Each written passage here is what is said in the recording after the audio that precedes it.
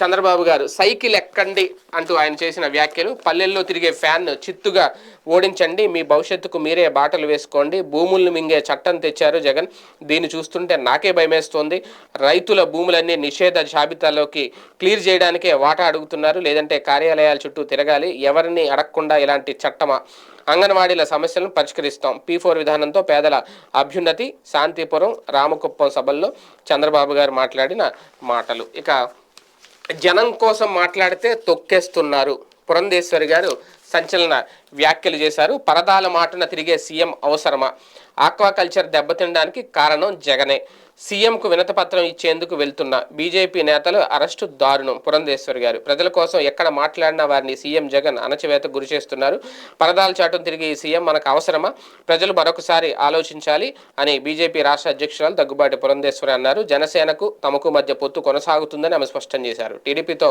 పొత్తు విషయం అధినాయకత్వం చూసుకుంటుందన్నారు. నాణ్యత లేని మద్యం ఇసుక అక్రమాలపై బీజేపీ పోరాటం కొనసాగుతుందన్నారు. టీటీడీ నిధులు ధార్మిక కార్యక్రమాలకే ఉపయోగించాలి తప్ప అక్కడ స్థానిక కార్పొరేషన్లకు ఉపయోగించకూడదన్నారు. రాష్ట్ర అభివృద్ధిలో సింహభాగం కేంద్ర ప్రభుత్వం విడుదల చేసిన నిధులతోనే జరుగుతోందని, అయినా అనుకున్న విధంగా సాయం చేయడం లేదన్నారు. సాయం చేయడం లేదన్న అపవాదు బీజేపీపై వేస్తూ రాష్ట్ర ప్రభుత్వం కాలం గడిపేస్తుందంటూ ఆమె విమర్శించారు. నిజమే, బీజేపీ తరఫున ఈమె వాణి కంటిన్యూగా వినిపిస్తే మన తెలంగాణలో వచ్చినట్టు కనీసం 14-15% ఓట్లు, ఆ 8 సీట్లైనా ఇక్కడ కూడా వచ్చే అవకాశం ఉంటుందేమో, ఇంకా ఎక్కువ వచ్చే అవకాశం ఉంటుందేమో. కాకపోతే జగన్ మీద కోపంతో కాకుండా భారతీయ జనతా పార్టీ మీద ప్రేమతో కేంద్రం ఏ పథకాల్లో కేంద్రం వాటా ఉంది ఆ పథకాల పేర్లు చెబుతూ ఆ నిధుల లెక్కలు కూడా జనాలకు చెప్తే కొంచెం బీజేపీకి ఉపయోగపడే అవకాశం ఉంటుంది.